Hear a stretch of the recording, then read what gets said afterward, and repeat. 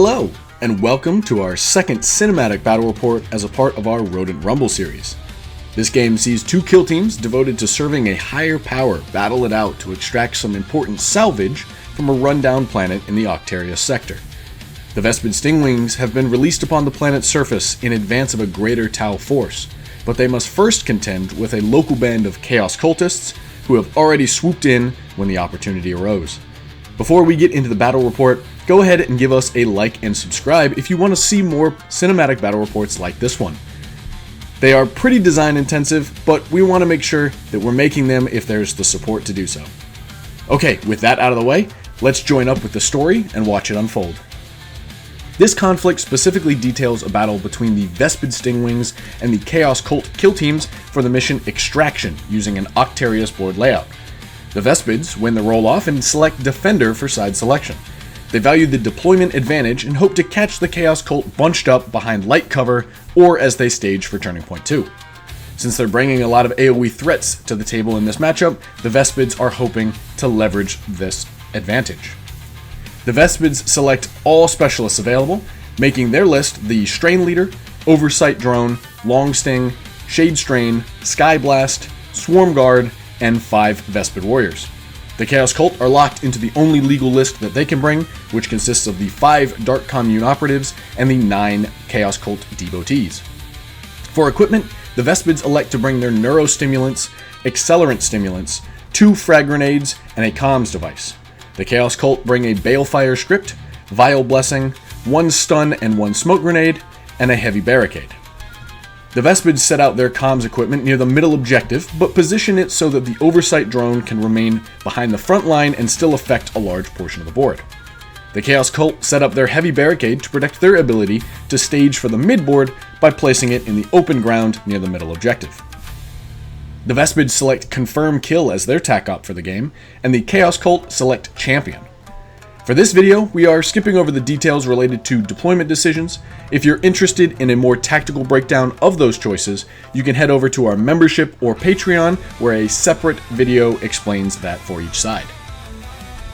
In the scouting step after deployment, the Vespids select Reposition, and the Chaos Cult selects Extra Equipment, choosing Covert Guises.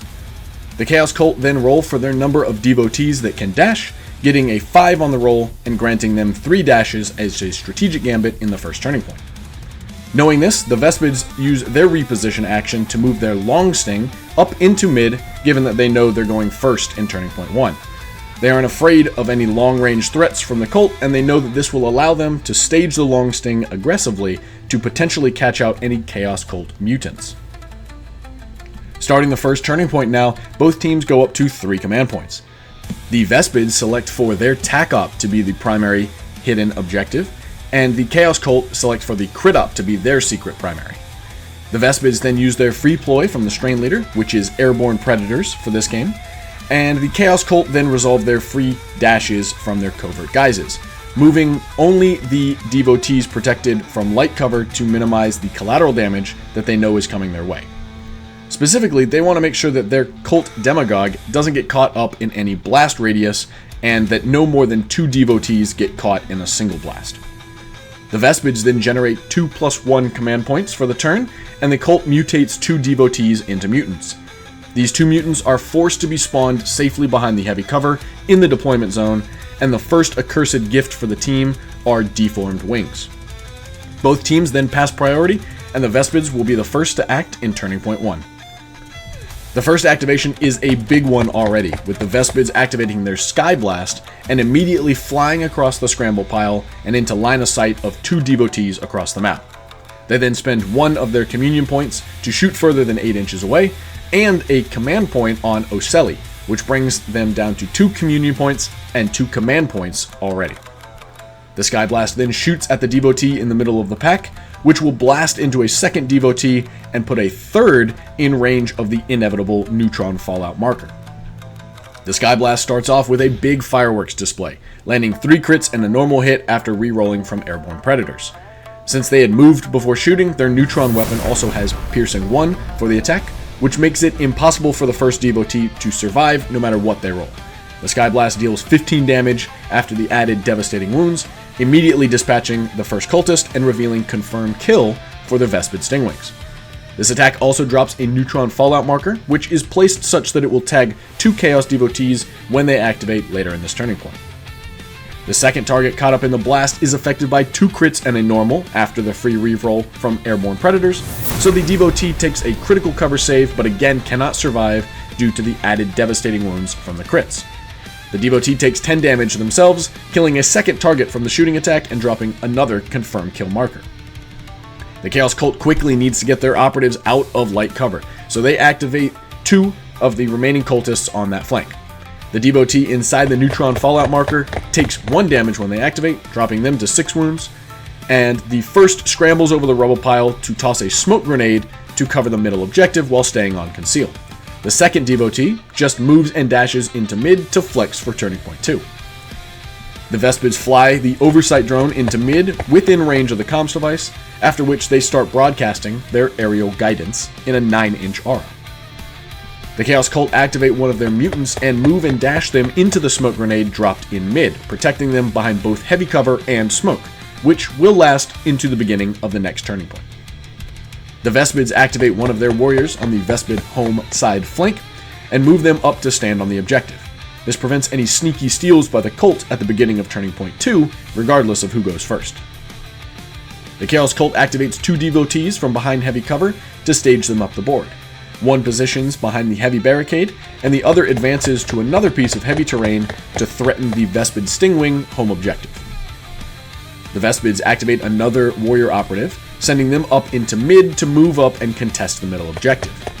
It's understood that they could easily get double fought here by charging in range of the oversight drone as well, but if they win initiative, they can force the crit op in their favor.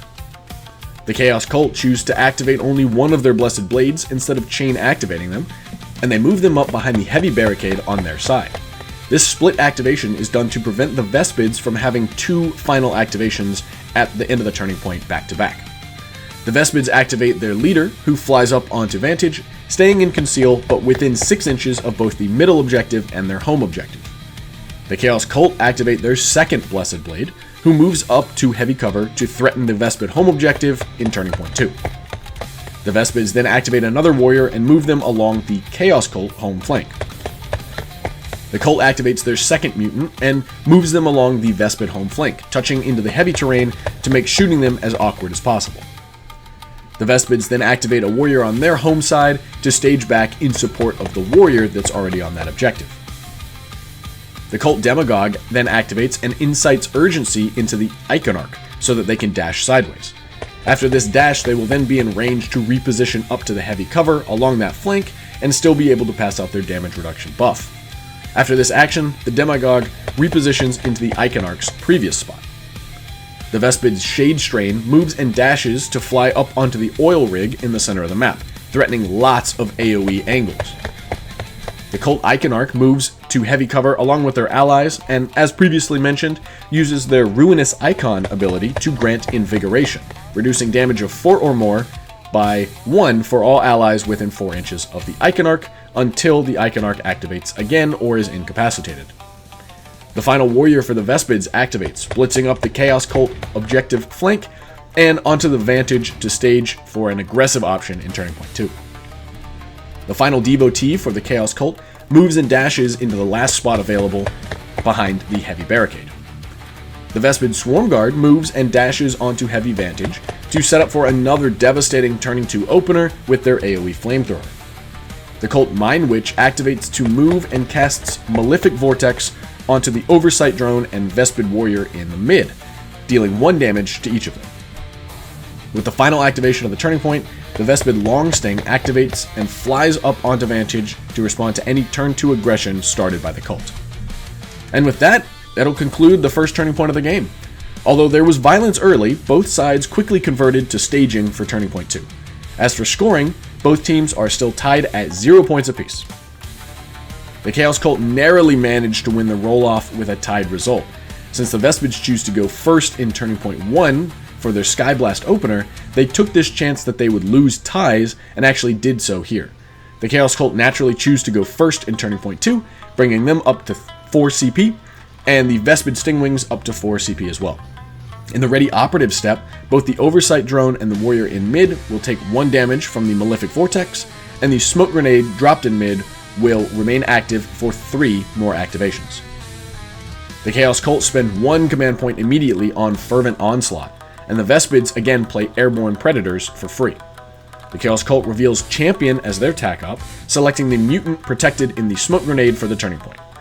The Vespids generate 2+1 more Communion points for their turn, bringing their total available up to 5. The Cult then mutate 2 operatives, both of which are currently mutants, and select their second gift to be Sinewed.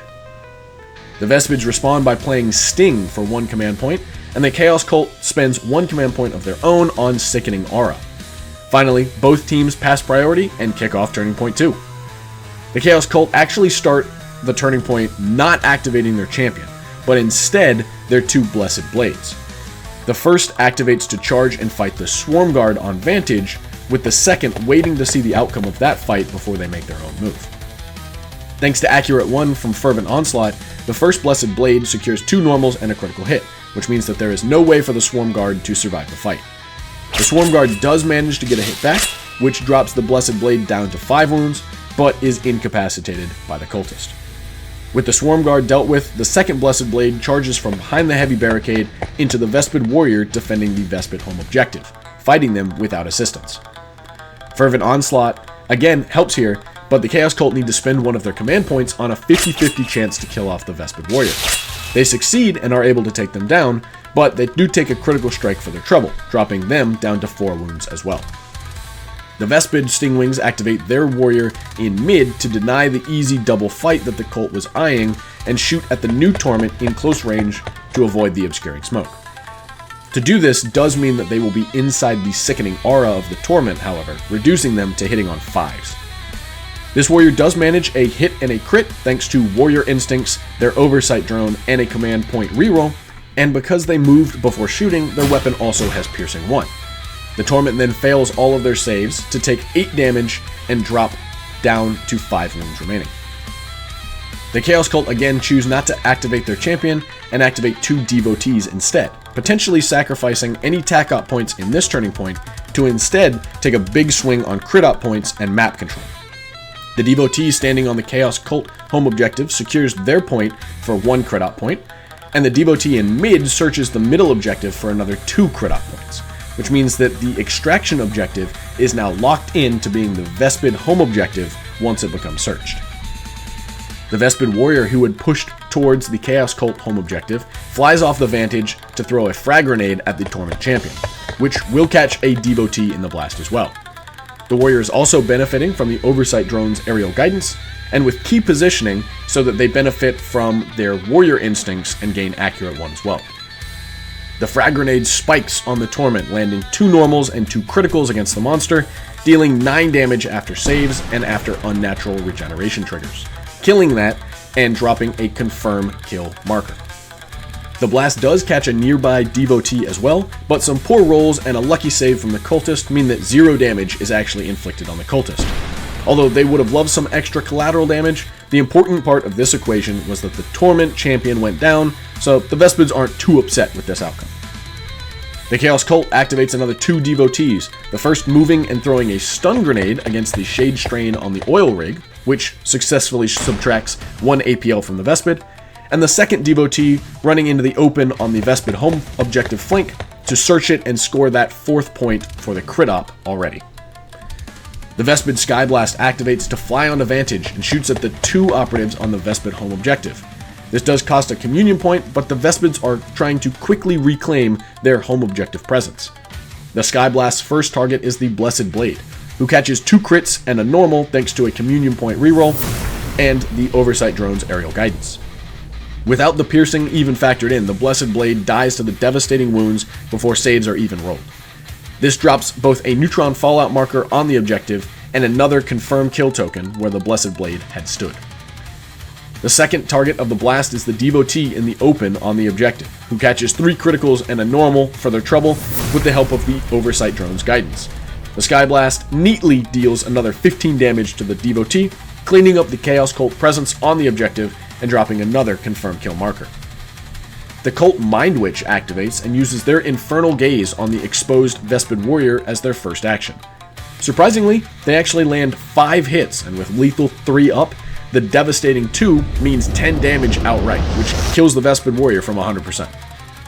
After killing the Vespid Warrior, the Mind Witch moves to support the flank with the Extraction objective. The Vespid Strain Leader now activates and moves slightly to be within 9 inches of the Oversight Drone and 8 inches of the Blessed Blade, who is on the vantage point. The Strain Leader then shoots at that blade, landing 1 normal and 2 critical hits. The aerial guidance from the drone grants Saturate to the Strain Leader, forcing the Blessed Blade to roll their dice without retaining, and thanks to P1, they fail their 2 saves. This punches through 13 damage, easily killing the Blessed Blade, who had previously been wounded from their melee combat earlier. This also drops another confirmed kill marker. The remaining Chaos Cult Torment pushes toward the Vespid home objective and contests the Extraction objective while on Conceal and behind heavy terrain.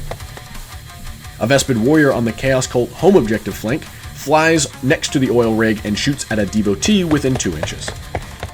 With Warrior Instincts and Airborne Predators, the Warrior lands 4 normal hits, which easily punches through the questionable defenses of the devotee and deals 12 damage to the cultist. Another confirmed kill is then dropped at their feet before they are removed. The Chaos Iconarch now activates and uses their Burning Sensor against the wounded Vespid Warrior in mid. The Icon scores 3 hits, and the Vespid only makes 1 of their saves, resulting in 8 damage and finishing them off. The Vespid Longsting dashes along their vantage point to take an aimed shot at the Iconarch, but the Chaos Cult spend their last command point on Faithful Follower to redirect that shot into a nearby devotee. This shot also cost the Vespids 1 of their communion points. Apparently surprised by the unexpected movement in their scope, the Longsting is only able to push through 2 damage thanks to their devastating wounds. But because no actual attack dice were resolved against the devotee, no neutron fragments are triggered here, and the devotee gets away largely scot-free. The Chaos Cult Demagogue activates and moves behind their heavy barricade, after which they incite urgency in the devotee in the middle to make them dash to cover the 2 confirmed kill tokens that are already there. The Shade Strain activates for the Vespid Stingwings and passes since they only have 1 APL thanks to that stun grenade from earlier. The final devotee for the cult activates and moves and dashes to stage for a supporting push into the Vespid home objective. The Oversight Drone finally activates and moves plus dashes to be in control range of 2 confirmed kill markers. The Chaos Cult weirdly gets a counteraction here, which sees the Mind Witch shifting slightly to be directly behind the door of the heavy terrain in their deployment zone. The final action for the Vespid Stingwings is the Warrior behind the Scramble Pile, who moves and spends their final communion point to pick up the Extraction marker. And that brings us to the end of Turning Point 2. Widespread bloodshed in this turning point, with some strategic sacrifices on both sides in an attempt to get the upper hand long term. As for scoring, the Vespid Stingwings are behind in the crit op, 1-4.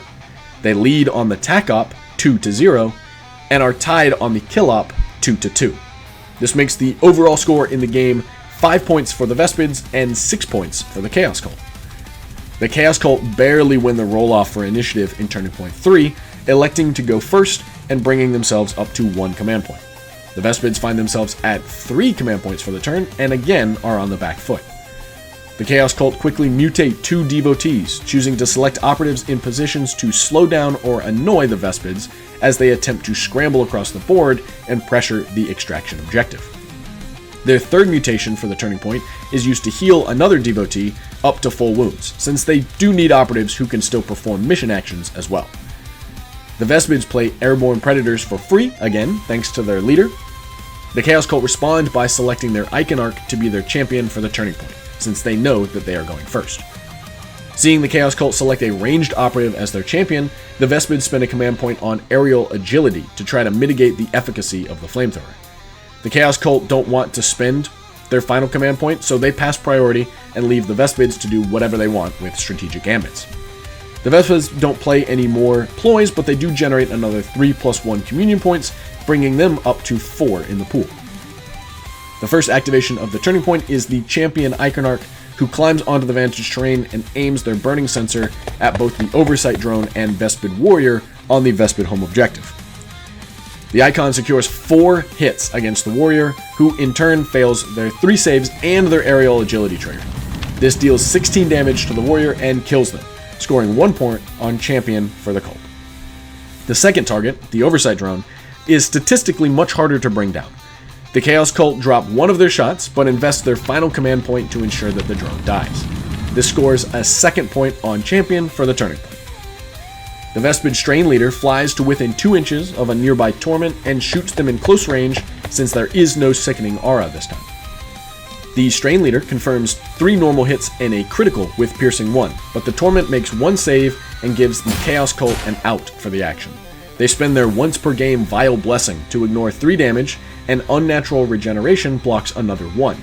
The Vespids spend a command point on Neutron Overlord to deal an extra D3 damage, unfortunately dealing only 1 extra damage, but crucially, it drops the Torment to 6 wounds remaining and therefore injured. A Chaos Cult Mutant in mid activates to charge the Shade Strain on the Oil Rig, but doesn't fight. Their main goal here is to buy time for objective control across the map.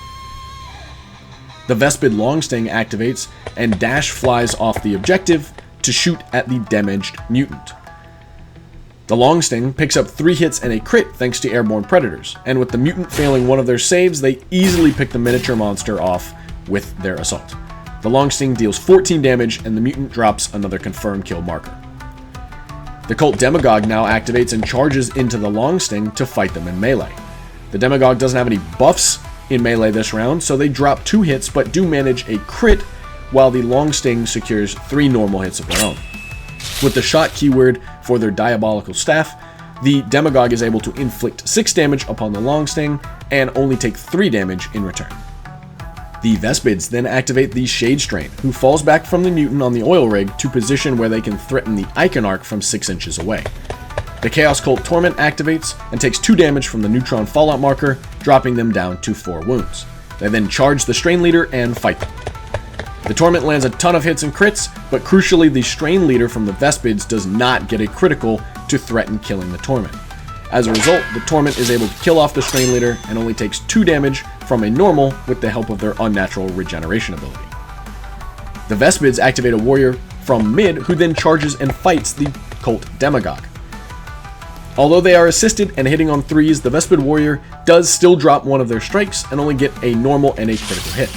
The crit itself is enough with the help of the Firefight ploy Vicious Venom, which sneaks across an extra D3 damage and finishes off the Demagogue before they were able to respond. This also drops another confirmed kill token. The Cult Mind Witch activates to move behind the heavy barricade and uses their Infernal Gaze on the Vespid Warrior in mid. A modest showing compared to their last attack, the Mind Witch only gets 4 devastating wounds through, knocking the warrior down to 5 wounds remaining. The Vespid Skyblast takes their turn and flies on the Oil Rig to shoot at the mutant there at close range, risking their own life in the blast radius to do so. The Skyblast uses airborne predators and a communion point in this attack, but manages 2 normals and a critical, which combined with P1 makes short work of the mutant even though they have unnatural regeneration. The Skyblast deals 11 damage and converts the mutant into another confirmed kill marker. Now aiming at themselves, they roll a crit and a normal, but decide to use their balanced reroll from airborne predators on their own crit, which then misses and instead only threatens a single normal hit. Despite P1, they are able to make one of their remaining saves and actually take 0 damage from this risky shot. With the final activation of the turning point, the Chaos Cult activate their last cultist devotee, who charges and fights the injured Vespid Warrior from earlier. The devotee secures only 2 criticals, but the injured Vespid is only able to secure 2 normal hits of their own. This means that they cannot parry out and survive, resulting in the devotee taking 3 damage, but successfully killing the Vespid in melee combat. Importantly, this also mutates the devotee into a mutant for free, right before the end of the turning point. And that will conclude the 3rd turning point. The attrition of the game is really starting to add up for both sides, with only a handful of operatives remaining on the battlefield. As for scoring, the Vespids are still down in the crit op 1-4, but are tied now 2-2 on the tac op and tied 3-3 on the kill op. This makes it a 3-point game going into the final turning point. The Vespids are finally getting their well-deserved initiative win and elect to go first for the final turning point, bringing them to 1 command point and the Chaos Cult up to 2. The Vespids first generate 3 communion points for themselves, up to a healthy 6 for the remainder of the game. The Chaos Cult then mutates their operatives, beginning with the new mutant in mid, who becomes a Torment, and ending with healing D3+1 wounds on the existing wounded Torment, who goes up to 3 wounds by healing 2. The Vespids then spend their only command point on airborne predators, and the Chaos Cult declare their Torment in mid to be their champion for the round. With nothing left to spend, the Vespid Stingwings pass priority, and the Cult spend 1 command point on Exaltation in Pain, hoping to survive the oncoming onslaught. Both teams then pass, and we are underway in the final turning point of the game. Wasting no time, the Vespid Skyblast activates to dash and shoot down on the Torment champion. With accurate 1 from Vantage and balanced from airborne predators, the Skyblast locks in 4 normal hits, which is solid but by no means a guarantee. Needing their Torment to survive, the Chaos Cult get a reroll from Exaltation and Pain, and spend their final command point on a second reroll, but nothing lands for them. Even unnatural regeneration isn't enough to keep them alive, so they go down despite heavy investment from the Cult, resulting in another confirmed kill marker and a neutron fallout token placed on the board. The Chaos Cult cannot let the Long Sting fly over to babysit distant confirmed kill tokens and score on them, so the Mind Witch activates and takes D3 damage from the neutron fallout token, which happened to be 3 damage. They then move and use their Infernal Gaze on the Long Sting to finish them off. They had pretty good odds here, and the Mind Witch delivers 4 criticals for a total of 8 devastating wounds into the Long Sting, easily finishing them off. The final activation of the Vespids was a precisely calculated one from the previous turning point. The Shade Strain now activates and throws their neutron grenade at the Iconarch on the vantage point, but sadly isn't able to move beforehand, so they don't get their Piercing 1 or balanced reroll from airborne predators. The Shade Strain is able to spend one of their many communion points on this attack though, which brings them to 2 normals and a critical. Because of Saturate, the Iconarch doesn't get a cover save, and since they are at full health, they don't get a reroll from Exaltation and Pain. They fail 2 of their saves, and with no command points for a reroll, they take exactly 8 damage with the devastating wounds factored in, which finishes off the Iconarch perfectly. The Shade Strain then uses their final action to charge the Chaos Cult Torment and tie them up outside of control range of the Extraction token. The Chaos Cult can only activate their Torment, who takes 3 damage from the Neutron Fallout marker, and kills them before their activation can begin. There is no play that they can make here to keep their Torment alive, so the Chaos Cult has to accept their unfortunate roll and let the game end. Let's go tally up the final scores. With that final charge, the Vespids managed to earn another 2 points on the crit op, bringing them up to 3 points against the Chaos Cult's 4. The positioning of the Skyblast on the oil rig also secured a point on confirmed kill, and the charge from the Shade Strain put them in control range of a second confirmed kill token dropped by the Torment in the final activation. The Chaos Cult champion was cut down before they could activate, so they remain at 2 points for their own tack-up. Finally, both teams were in kill grade 4 for the kill op, resulting in 4 points for both teams at the end of the game. This brings the final score of the game to 12 points for the Chaos Cult and 13 points for the Vespid Stingwings, after the primary ops were factored in. This was a really scrappy game that saw risks and concessions made basically from the very beginning. Let's take a moment with each side to figure out how they felt about each aspect of this very close game. Starting with the winning Vespid Stingwings, let's take a look at their equipment selections. The Neurostimulant gave excess communion points by the end, but they were being used pretty much entirely up through the last turning point, so this was a very good selection. The Accelerant Stimulant was absolutely crucial to staging the Vespids or allowing the Long Sting to get firing angles on Chaos Cult operatives. Absolutely, this is a must-take, and it felt great to do so. The Frag Grenades only got used 1 time, but the threat of them made the Chaos Cult have to spread out all over the board, which hampered their ability to threaten strong turning point openers. So this was a pretty helpful pick, even if it didn't immediately take models off the board. Finally, the comms device allowed the Oversight Drone to provide incredible board pressure and zone control for nearly 2 full turning points, which really helped the reliability and punch that the Vespids needed when they were pulling the trigger on offense. This positioning of this equipment was critical and easily pulled its weight. With the crit op, Extraction can be pretty awkward for 2 APL mid-range teams. It never felt good, but they could claw it back to a decent score by the end, so this felt okay. For the tack op, confirmed kill can also be kind of awkward for shoot-heavy teams, which was definitely felt here. Slightly more cautious play may have netted 1 or 2 more tack op points, but this should have been higher with a bit of cleaner play. A decent pick, it just had some execution issues. The kill op went about as expected for a team bringing so much AoE to the table. You're never killing the whole Chaos Cult team in 4 turns unless they let you, so ending on kill grade 4 is the expected result, and it felt good throughout the game. As for the overall game plan, the strategy was to hit the cult heavy with AoE and use single target killers like the Long Sting and Strain Leader to assassinate mutants before they could grow up. Good AoE pressure forced the cult to abandon reliable pushes, and the game fell into small scraps across the board. There was pretty good command point management with buffs when and where they would be relevant. There were no real errors other than the positional or order of operations to more reliably score on confirmed kill, and if the Vespids had gone first in turning points 2 or 3, it probably would have been a bit more of a landslide in their favor, but they stayed close the entire time, even from the back foot. There was also good exploitation of the cult's short-range threats, allowing pretty good cross-map threats and punishes. Overall, this felt pretty excellent for the Vespid Stingwings. Taking a look at the Chaos Cult side of the game, let's talk equipment. Like mentioned in the Chaos Cult team guide video, Baleful Script can be hard to get value out of, but that doesn't make it a bad pick. The Vespids did a great job of spacing out to avoid double fights from Torments, but if they had allowed them, Baleful Script would have enabled insane value with minimal downside afterward. The 2 different utility grenades felt awesome, and the cult would happily have taken more if they could. The Heavy Barricade provided a much needed staging point in the midboard, and the Vile Blessing saved 3 damage on a Torment, who would go on to have a 66% chance to tie the game by living at 1 or 2 wounds in the final activation. The additional equipment scouting selection for Covert Guises got blown up by the Vespid opener, but it gave the cult the ability to reorganize a bit and determine where they were going to be hit and for how much damage it could potentially do. Looking at the crit op, the group activations from the Chaos Cult love missions like this, but it can be hard to balance early pressure with staying alive long enough to hold out. The Chaos Cult is a team that does this better than most hordes, but it takes careful management to grow Torments. Overall, the crit op felt like one of the stronger avenues to victory in this game, which is why the cult leaned into it over the tac op for their primary.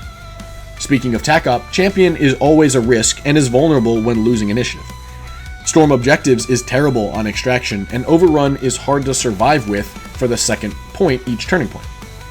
Champion also forces your opponent's hand, so you can use it as bait for a bigger point swing, like was seen in turning point 2 of this game that led to the Chaos Cult establishing map control by snatching up points on the crit op instead. They felt like Champion was the best option that they had for the game, but they didn't love it. The kill op went pretty good for the Chaos Cult. Torments and specialists for the cult handled the Vespid Stingwing operatives nicely, but the devotees felt pretty subpar. Staying even with the Vespids in this category, despite all of their AoE, was a win in of itself. As for the Chaos Cult game plan, they knew they weren't going to survive the AoE barrage that was coming their way. The plan was always to get onto objectives early and force the Vespids to move to their weak side of the map. If their numbers were limited as they tried to cross-map, trading would be easier with a steady stream of Torments. The plan for this worked, but the cult took heavy losses to set it up, which meant for a very scrappy finish. This also made the cult feel slightly command point starved by turning point 3, since they had been going first and not getting many resources to spend. The Chaos Cult felt good about this game, but it's a tough matchup, and it's hard to feel better than it did in this one. You can't get closer than a 1-point game. This was a nail-biter between the early board control established by the Chaos Cult and the heavy AoE raining down from the Vespid Stingwings. The bugs were able to land several shots on multiple targets throughout the game, which really helped their action economy. They were also able to kill 2 of the Chaos Cult Torments before they were able to get into the fray. To combat this, the Chaos Cult really had to push the tempo related to the crit op, and force the Vespids to scramble across the map to their weak side. The momentum shifted several times in this one, and Turning Point 4 had plenty of risk-taking to try to tip the scales for each side. Statistically, over 2/3 of the offense in this game was from the Vespids, demonstrating the importance of being on the front foot for the team. Conversely, despite this huge disparity in offense, the Chaos Cult was able to leverage their numbers and group activations to keep the Vespids off balance throughout the game all the way down to the wire. If the final Torment had survived the neutron fallout underneath them, they would have been able to deny that second point from confirmed kill and actually tie the game. Extraction is a mission that rewards practice, and Octarius terrain keeps melee teams honest as they stage around the board. This was an excellent game that saw both teams countering their opponent's strategies throughout. I personally think the Vespids had a better setup and initial game plan, but that the Chaos Cult adapted quickly and shifted the game into a more neutral scramble. Don't forget to like and subscribe if you enjoyed this cinematic battle report, and I will see you guys in the next one. Have fun, and be good if you want to.